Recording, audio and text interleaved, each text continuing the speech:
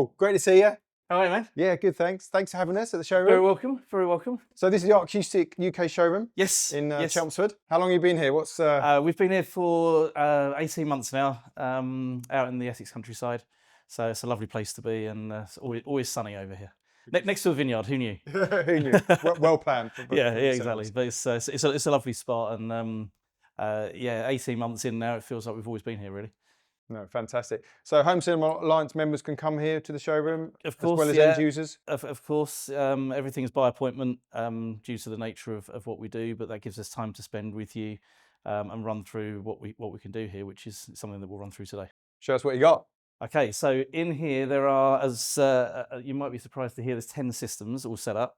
When we were putting this together, we managed to get through about 2 kilometres of speaker cable. Wow.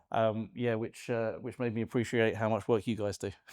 100%. Yeah, it's always more than you realise. It's a challenge, but it's all in, and the systems are all intended really to tell a story about the application rather than the product itself. So why is this a solution that can work rather than here's a showcase for the individual product? So as such, there's different scenarios, different setups, like the TV system here, or some in ceilings, or there's a bar system intended as a sort of party space. A full range sound bar that's different applications where it might be for a bedroom or for a kitchen or for a study, or clearly a media room, TV snug, or cinema. So all of the different applications are kind of thought about in terms of how would we approach the right solution for the right application. That's kind of the focus of the whole thing, rather than here's a product, isn't it shiny? It's more application led, and that leads us really to the most important part of the showroom, which is probably the desk. What happens here then, Paul? Well, it doesn't sound very glamorous, but here it gives us an opportunity to really understand the brief, to talk to a client, to talk to you guys, and discuss what it is we're trying to achieve. What's the project? What's the room? What are the challenges? Every system has its own challenges in terms of the practicalities, the aesthetics, the financial implications. They're all part of the mix. So by sitting here and going through plans and designs and throwing ideas around as a consultative approach is really key to understanding why you're here, rather than, let's show you a nice product. Once we understand the brief and we understand what we're trying to get to, what's the end game, what's the hope and dreams for this system, then my role really here is to be a filter to help guide through a scalable and expansive range, to say, actually, if for this project, for example, this is the product that is going to be ideal for that swimming pool or for that gym, but it isn't the right product for that cinema room. And that's really my role here, is to run through and guide people towards the right solutions. Ultimately, then we end up with better results, happier clients, and hopefully, from our point of view, repeat business. And that's kind of the idea. So it's learning the end user's needs and requirements, really, Yes. about what they want from a system. And obviously the Arcoustic speakers are very scalable as well, which I think we'll have a look at later. But fundamentally it's the design of that room. It is. It's understanding that brief. I think that's what our industry has become now. You guys have been in this industry for a long time now, and been through that learning curve as well. That from somebody asking for a particular product to asking for a solution to their lifestyle and their home improvement really is the sector we're in. The cinema room has famously become probably the best and most loved room in the home in so many projects. So that's really the sector we're in, is how can we deliver a holistic system that works and exceeds, hopefully, the brief of what was set. And I think with that in mind, that changes the complexion or the perspective then to say, right, these are the solutions that we think can work. And hopefully some of them are acoustic ones. But even in some rooms where they're not, that's okay. We do take an interest, although not directly, we take an interest in the picture, in the seating, in the room itself, and then can guide either to more expertise where we know people in the industry, or flag up potential problems, or just work as a team so that we're all working ultimately for a better result for the client. So working as a team, you start off at the desk, do the design. Where do we go next? Then where? So from here, we'll get an understanding of what we're hoping to achieve together, and then probably the next step is well, let's see if we like it. Let's go into one of these rooms and have an experience. Is this the level of experience that you're hoping for? This is the test drive moment. So from here we go into Cinema 1.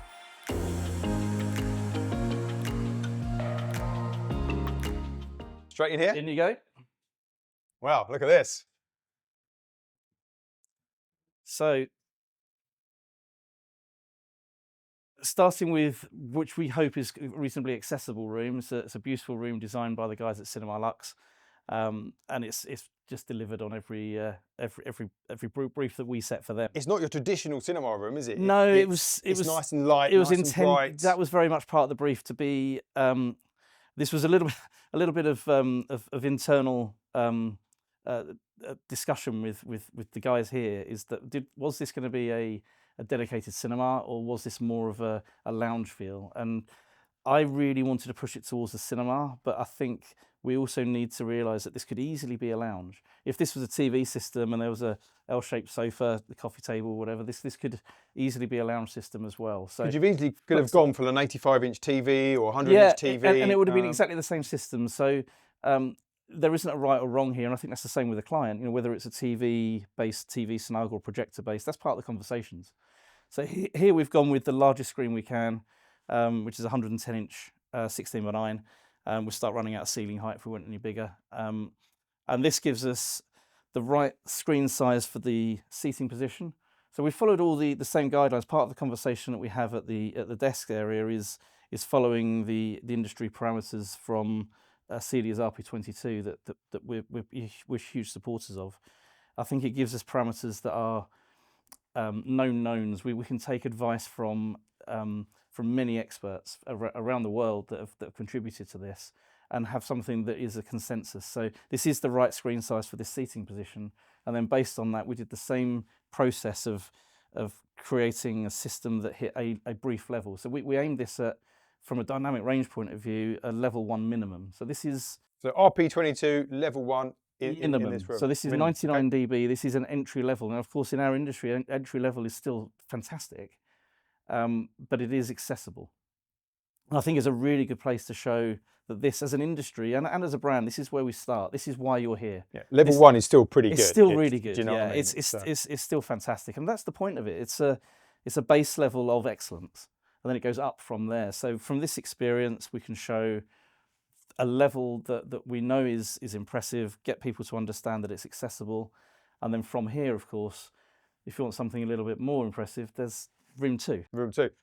Going back to room 1, what have we got in here at the moment? What speakers, screen, projector? Well, we've followed all the maths as we would with any system. So it's the same process that we would do with a client, with a project, of what's the distance to the screen, what's the output that we require. We wanted 99 dB as per the RP22 level 1 minimum recommendations. And as such, we used the calculators to work it out, and it ends up, which was surprised us as well, actually the Evolve 2.1 is behind the screen. So it's a remarkably... so all these speakers are behind the screen as well, so they're completely... Yes, so left, centre and right behind the screen. Yep, nice. Subwoofers behind the screen, and then there's front wides, surrounds to make it into... What subs you got? How many? Sub 2s, 4. Right, nice. 2 at the front, 2 at the back. Because you can. And again, well, the reason for front and back was the same thing with a client. It's room modes. We did the calculations on it and realised that we couldn't just use them at the front. We couldn't just use them at the back. We needed to have them front and back, and that gives us the best result. And that's what leads. It's the science that leads the design. And that's what it's all And about, as such, we've ended up with an accessible, affordable system that we think sounds amazing. So the client would come in here, have a listen, obviously like it, love it. Well, and that's it. So it's the test drive. Understand it. That's exactly it. Make an informed decision then of, like, is this the level of experience you're expecting? Does this exceed it? Are you looking for more? At that point, we can recommend based on experiences. So from here, of course, there are bigger, better systems, and that's what we have next door to show a bigger version of the same thing. So talking of bigger and better, should we go and have a look?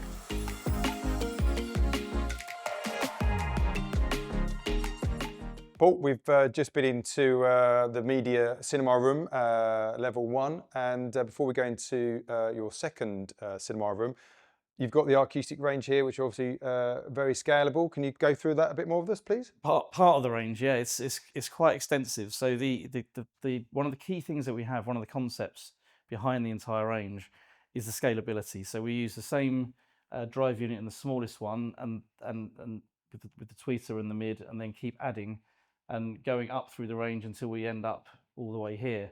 And what that gives us is a controllable output, controllable dispersion, and a known SPL level. So we can choose this speaker here doesn't sound any better or worse than this speaker, but it plays louder.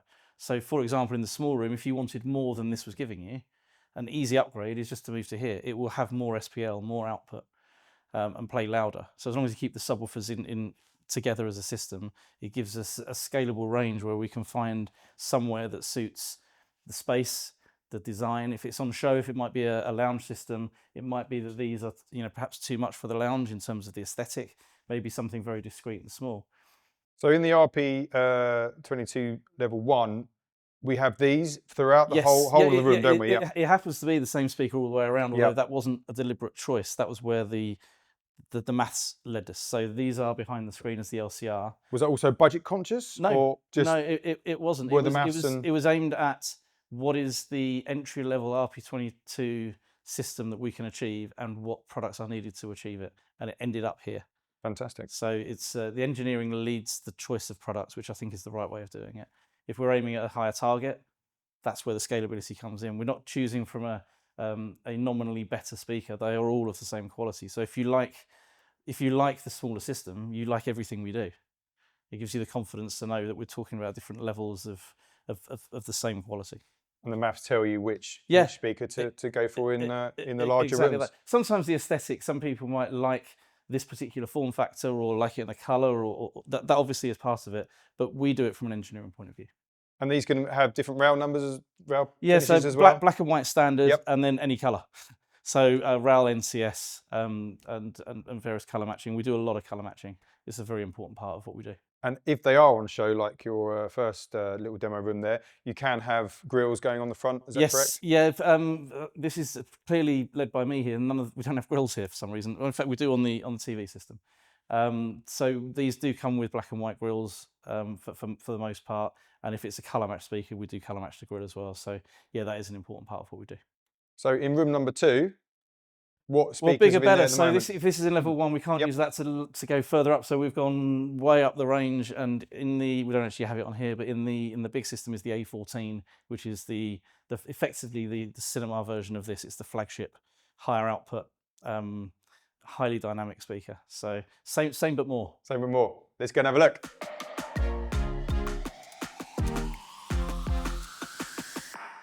Come on in. Fantastic! Wow, what a room! Yeah, it's something really quite special. This is designed by the guys at Cinema Lux again. Puts together a really special room for us. What was the brief? Well, it was a tricky one for them because we're a Scandinavian brand. Proudly Danish as a brand, and been going for 27 years. We've got obviously a heritage and a brand identity, and Scandinavian cinemas are not really a thing. So No, to try and very Scandinavian. to try and get a Scandinavian on-brand theme to the room with the colours and the feel of it, and still deliver a world-class cinema was testament to the design team that they've come up with something that I think really hit the brief, and we love. I've been here, as I said, over 18 months now, and this still amazes me every time I come in. It is a fantastic room, and the dynamics change as soon as the door's shut. Yeah, the feel of the room. We've looked after the acoustics in here in a sensible way. There's a lot of diffusion and absorption, but not too much. It isn't a dead room. We don't want to take too much of the energy out, or over damp it, or concentrate too much on certain frequencies. It's kind of a just tone it down a little bit so it doesn't feel too lively. And when we're playing this at full volume, at reference levels 105 plus dB, then obviously we don't want the room to be part of that experience. So it's quite inert. I mean, the design of the room is fundamentally very important, but also the amount of speakers you've got, as you said about the RP22 level 3. Yeah, we've followed Dolby Dart's system on this, which basically dictated that we have quite a lot of speakers in here. So I'll run through them. We've gone behind the screen is the LCR, which is the Spitfire A14s. These are designed with quite a wide dispersion that really suits 2 rows or more of seating. but with a very high dynamic range. They're incredibly sensitive. I'll get the number wrong, but it's something like 104 dB sensitivity. So once we put some really good quality power amps into that as well, we're not using a lot of power to hit very high levels, which means very low distortion. Speakers along the sides, so for the surrounds, we've got a front wide. All of the speakers in here are all angled towards the audience. So front wide here, and then there's 3 speakers along here as surrounds. They're in the grey sections, so 1, 2, and 3 along there. So 4 speakers along the wall. There's 4 across the back, which includes 2 in the green section, and then there's the artwork at the back. There's 2 speakers behind that as well. Actually, behind the artwork. Yeah, Wow. behind that print, which we do in house. So that gives us panning across the back wall as well, and then 4 down the other side, linked with 8 overheads, done in rows of 4. So it totals about 27, I think. 27 speakers. 27 speakers, 4 subs. 4 subs. 4 sub 4s, 2 at the back, 2 at the front, again for room modes and seat-to-seat consistency, as well as output and depth. This is measuring according to the processor down to 15 hertz flat, which, you know, it sounds it. That's pretty impressive, and everybody gets a fantastic experience, no matter what seat they're sitting in. Yeah, I mean, I would sit in the middle. Yeah, but if you can't, you paid for that seat. you pay for the seat, sit in the middle where, if you can. Where you're But sitting. the other seats sound fantastic too. No, it looks a well-designed room from the guys at Cinema Lux, and yeah, it was a lot of thought working together on that. Technically, they listened to the technical requirements from us, and then worked with us on the aesthetic brief as well. Made sure the whole thing worked. Again, back to the desk. It's a holistic thing, delivering the whole room, the whole experience.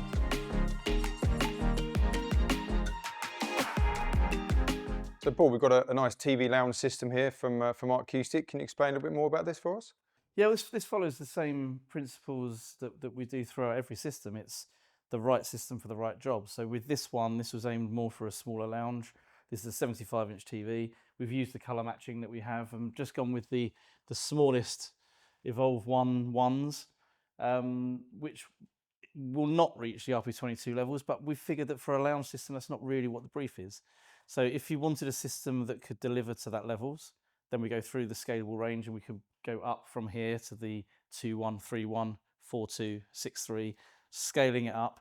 This is one of the cinema speakers on here, so that it's the right system for the right job. There's center channels that can match the screen, or this one, which is more affordable and smaller, that could maybe be in a cabinetry, it could be color matched.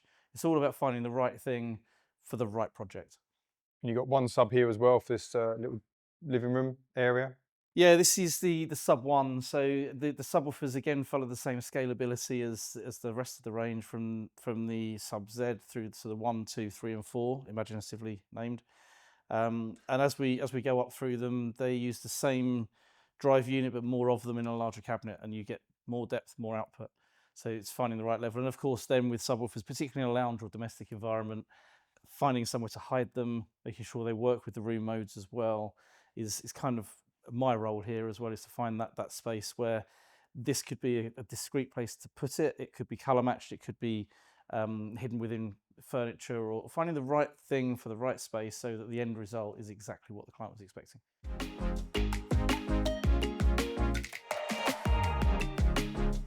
Paul, Arcoustic offers some different solutions. Can you tell us a bit more about this new product? Yeah, brand new. This is the CPH soundbar, available in 3 different sizes as standard. Bespoke as well is available. So 65, 75, 85-inch TV sizes. This is an 85. And designed to be a 2-channel full range solution. If we take the grill off, I'll show you what's behind here. Just pop it down there. So we have the same tweeter, and then we use a long throw 5-inch drive unit, which is full range. So we have the left and the right, and then these are just doing bass. So it gives us a solution for smaller lounge systems, or for a TV system, or for a kitchen system, or something where just 2-channel is what's needed, but with the same acoustic DNA and quality. Same black and white and bespoke colours. Also, the DNA from this comes from a speaker just behind you, Simon, is the CPH5, which is a really successful little sort of bookshelf speaker that is great for studies, gyms, that kind of thing, where the subwoofer might be tricky to position. So yeah, that's this, and it's launched in February and shipping now. Fantastic. What I do like about this product is how It looks really thin elegant, it is doesn't from it? the front. Yeah. And this can be recessed into the wall as well? It can. It's sort of, so the design takes its lead from how TVs work, where it's thicker at the back. So there is obviously some depth to the actual products. Yeah, But of by course. making it thinner all around the edge, it gives the illusion that it's floating and makes it look quite elegant. There is that illusion, and obviously stereo is still very popular. Yeah, exactly. It's very practical, and then this also enables it to be quite easy to recess into a wall. So if everything was going flush, it's a very easy way to do it. But a fantastic solution for the stereo listeners. Yeah, fantastic. Fantastic, excellent. Thanks, Paul.